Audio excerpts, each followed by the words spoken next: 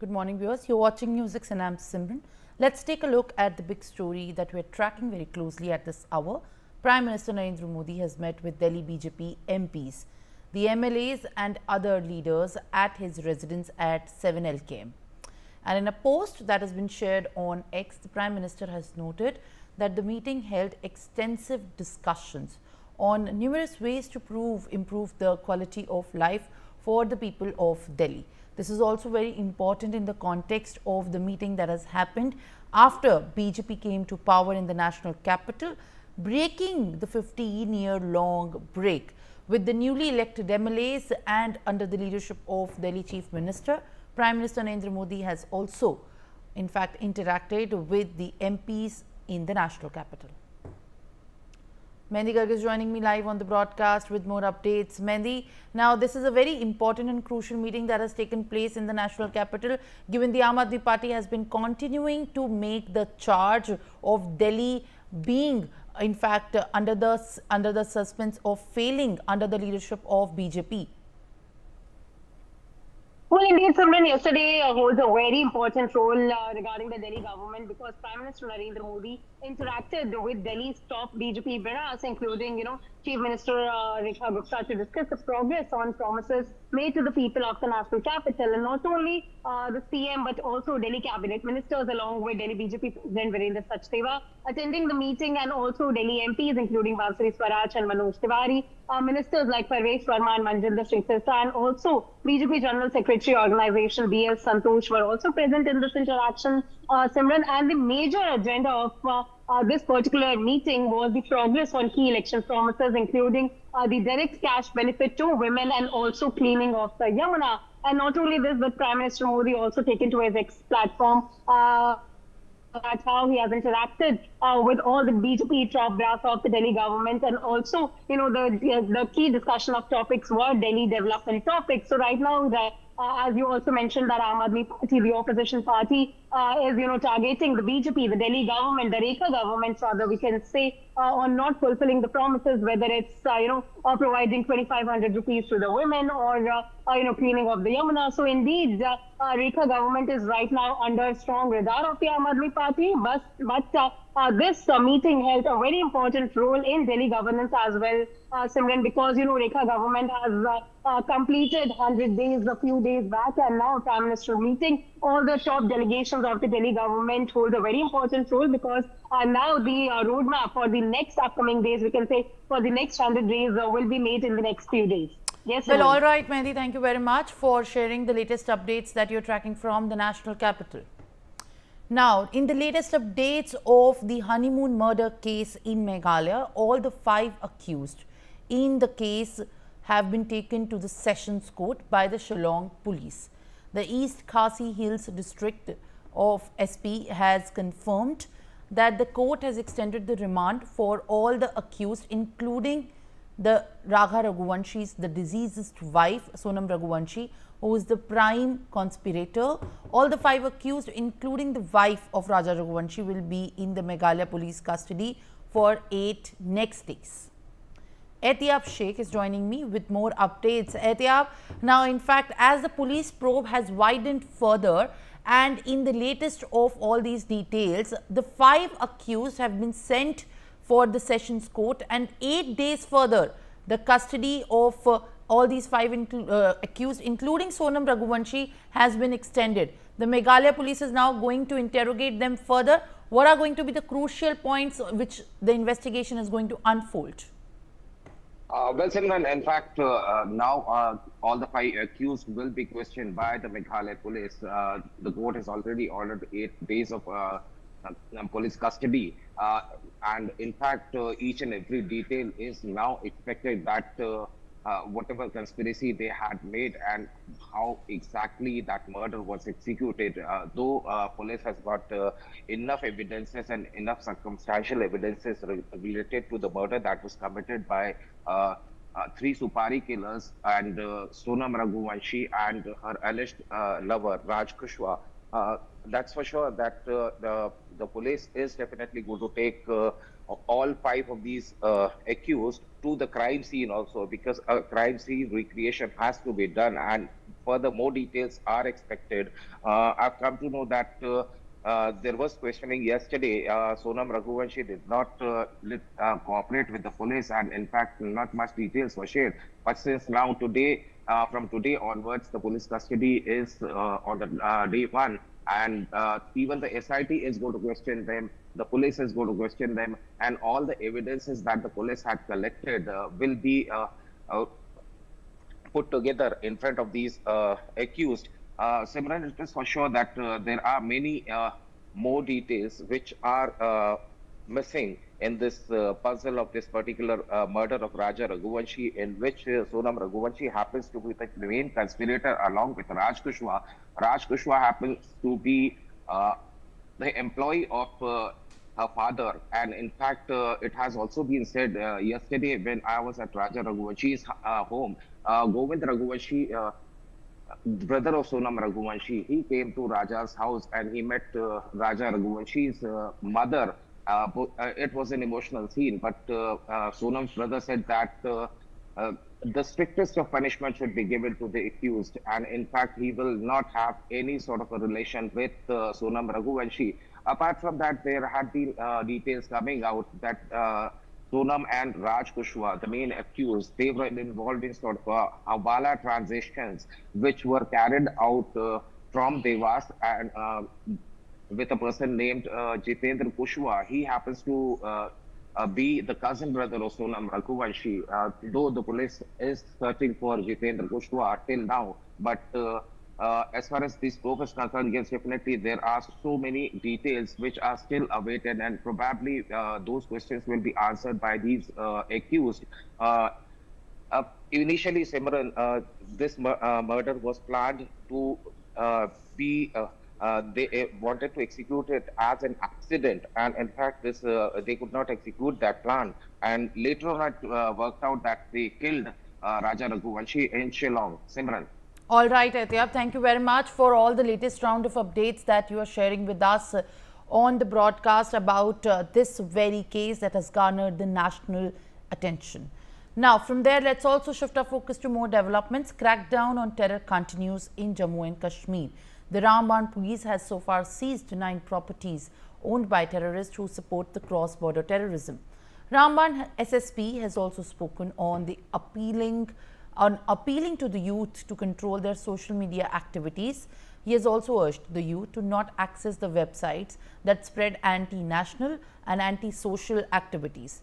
Otherwise, the SSP has said that they are going to take strict legal action. Let's listen into that statement. Down इसको आप कह सकते हैं जारी है, जिसमें वो टेररिस्ट जो अक्रॉस द बॉर्डर बैठ के यहाँ पे टेररिज्म फैलाने की कोशिश कर रहे हैं या फैला रहे हैं, उनके यहाँ पे कानूनी कार्रवाई की जा रही है और उनके नाम पे जो भी प्रॉपर्टी है उसको सीज किया जा रहा है।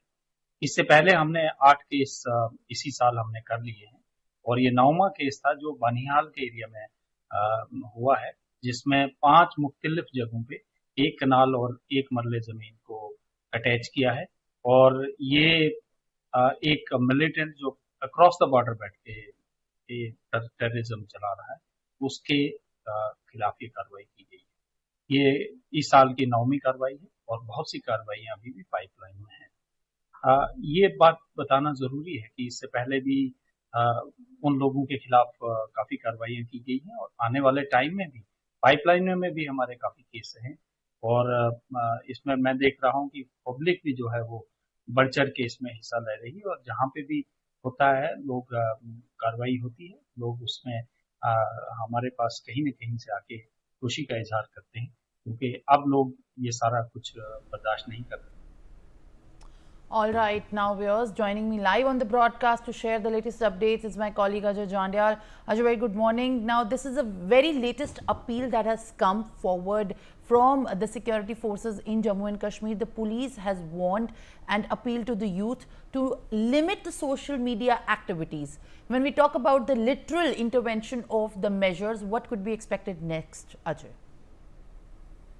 See, security forces, they are ensuring that any linkage with the terrorism or any linkage of any anti-national activities that has to be properly tracked and traced, and they have to be taken to the task. That is what exactly has happened. And not only in Ramban, in Jammu and Kashmir, we have seen that a number of properties were attached, and people, those who were working for the terrorists, are those who are in touch with the Pakistani handlers for getting some money. And they were, running the propaganda of Pakistan, and they were basically helping the terrorism to survive here in the Jammu and Kashmir. That was taken into task, and this time it was in Ramban when security forces, Jammu and Kashmir police, they got this input that these people are basically having some linkage with the terrorists sitting across. They have taken action, and it was a strong action, and they have seized the properties of these people. And this is the 9th such act over there in the Ramban district only, and similar kind of action was taken against other people in different part of the Jammu and Kashmir. So it is to ensure that terrorism will not revive here in the Jammu and Kashmir. Well, absolutely. In fact, Ajay, I'll request you to kindly stay on with us as we are also getting and tracking fresh updates and latest inputs from Jammu and Kashmir further, where a fire has erupted in the forest area of Jammu Kashmir's Sonmarg. Ganderbal forest officials are carrying out the efforts to douse the flames, while further details are awaited. This is what we know so far. A fire has erupted. What is the scale of the fire, and what is the damage and the extent of which has been witnessed? What are you picking up, Ajay, as far as these details which are emerging at this point of time? Pardon, please repeat the question. Ajay, what are the updates that you are fetching up in the view of the fire that has erupted in the Sonmarg area, where officials are trying to douse the fire in the forest area?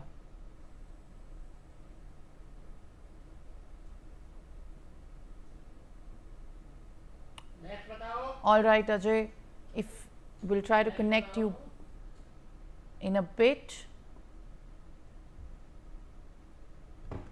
This is what we are learning, viewers. A fire in Jammu and Kashmir's Ganderbal area has erupted, while my colleague Ajay is just going to join us in a bit to share more details.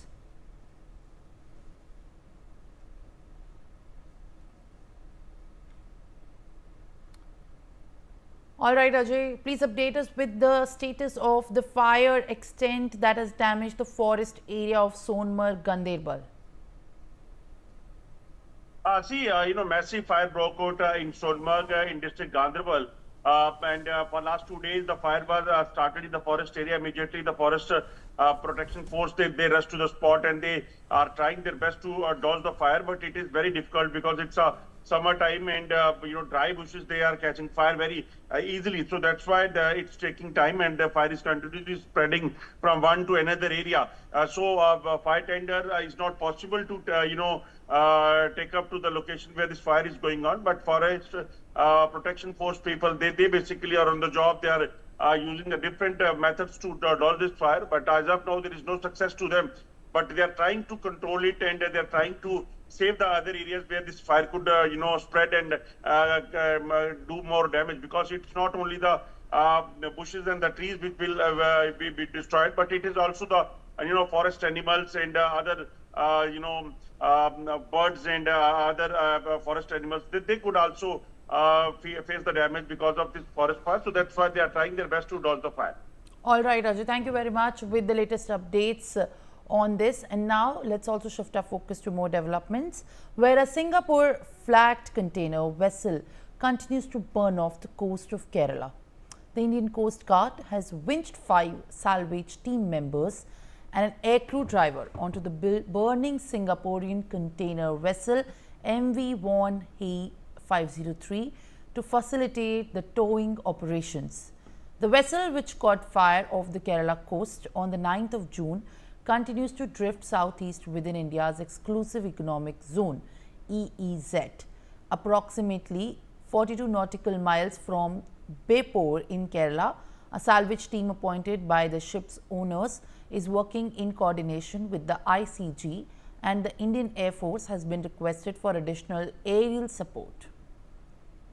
Arzu Seth is joining me live on the broadcast. Arzu, when we speak about the EEZ zone, what are the major concerns that are being looked into as Singapore has flagged the container that continues to, in fact, engulf fire at the coast in ashore on Kerala?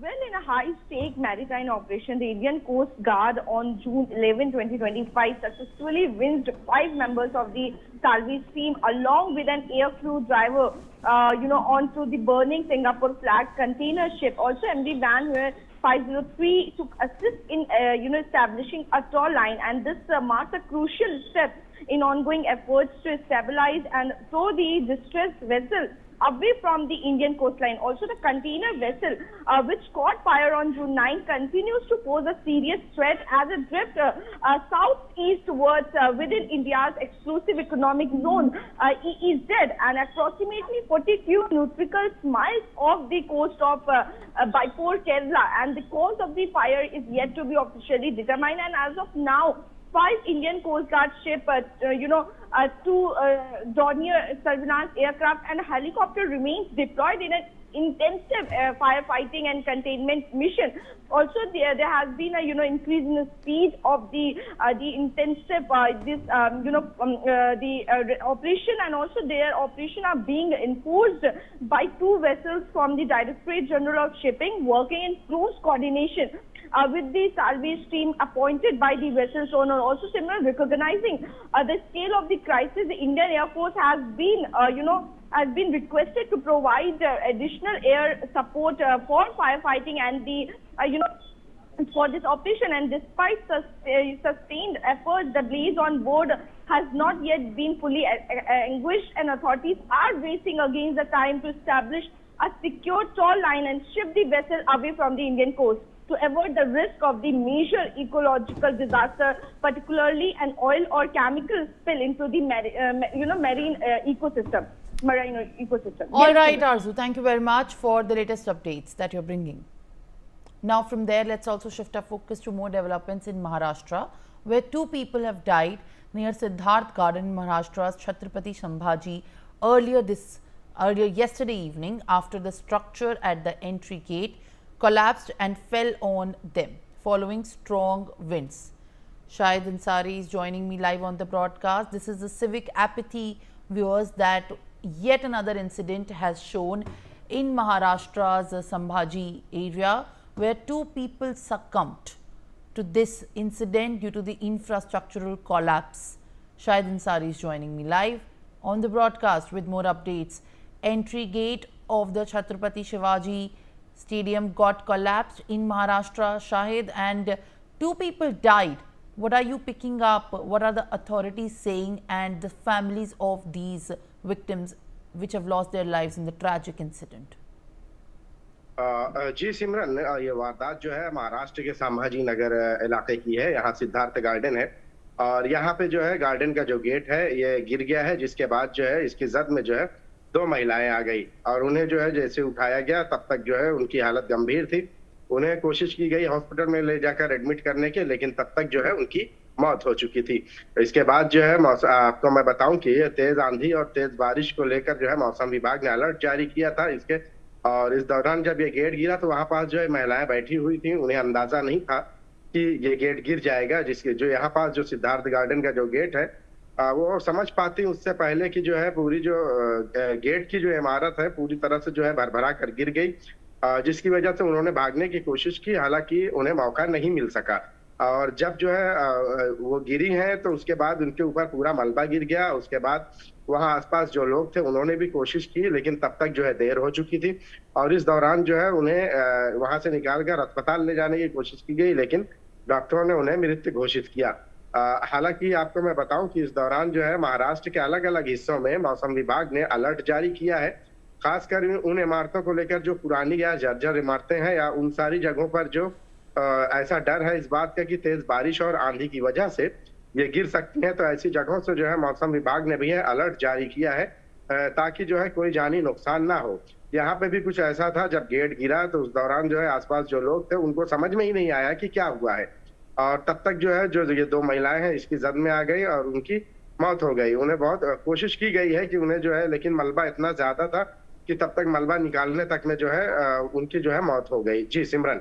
All right, Shahid, thank you very much with the latest updates that you are tracking in this regard. Now, in Karnataka, heavy rains have lashed several parts of Karnataka. Following the rains, massive waterlogging has also been reported in the several parts of Dharwad due to heavy rains. Well, monsoon has made its onset, and when we talk about the coastal regions in Karnataka as well, heavy downpour has been witnessed, where Dharwad area faces maximum damage due to the roads and also areas being severely inundated due to the waterlogging following massive rains. Belly Thomas is joining me with more updates. Belly, when we talk about Karnataka, in fact, as monsoon has made its way with causing severe inconveniences to the people and the civilians of several coastal regions, including Dharwad as well. Simran, the Indian Meteorological Department has issued a red alert at the Dharwad and several other districts in Karnataka like Udupi, Uttara Kannada district, Dakshina Kannada, Hasan, Kodagu, and Chikmagaluru. So extremely heavy rains were forecasted at the district of Dharwad, where the district commissioner Divya Prabhu, who also heads the district disaster management authority, confirmed that the IMD had issued a red alert after issuing orange alert on June 10th and 11th. So June 12th, the district administration had issued a red alert and had declared the educational institutions and schools all holidays. And according to authorities, there could be potential flood-like situations at the Tuppura Halla and the Beni Halla catchment areas. And the villagers who are residing at the low-lying areas have been asked to undertake precautionary measures. And emergency services and all relevant departments have been asked to remain on standby and monitor emergency-like situations as well. The Hubli Dharwad Municipal Corporation has advised its citizens that to stay home indoors and avoid unnecessary travels unless the alerts have been recalled. And there have also been helplines put out for the citizens if they face untoward emergency situations. Similar. All right, Belly, thank you very much for sharing more updates. Now, let's take a look at the present situation of the heat wave conditions prevailing across the areas of northern India, where the Indian Meteorological Department has reported that the highest maximum temperature over the plains of the northern parts of the nation is reported at 48 degrees Celsius in Ganganagar. However, gradual respite in the heat wave conditions over northwest India are expected to come in from 14th of June. But so far as in the previous days, what has been witnessed is the temperatures have been soaring over 43 degrees Celsius, with even 47 degrees Celsius being reported at some areas in Uttar Pradesh, with Jhansi, Varanasi, Agra also being at this point of time completely damaged by the heat wave conditions.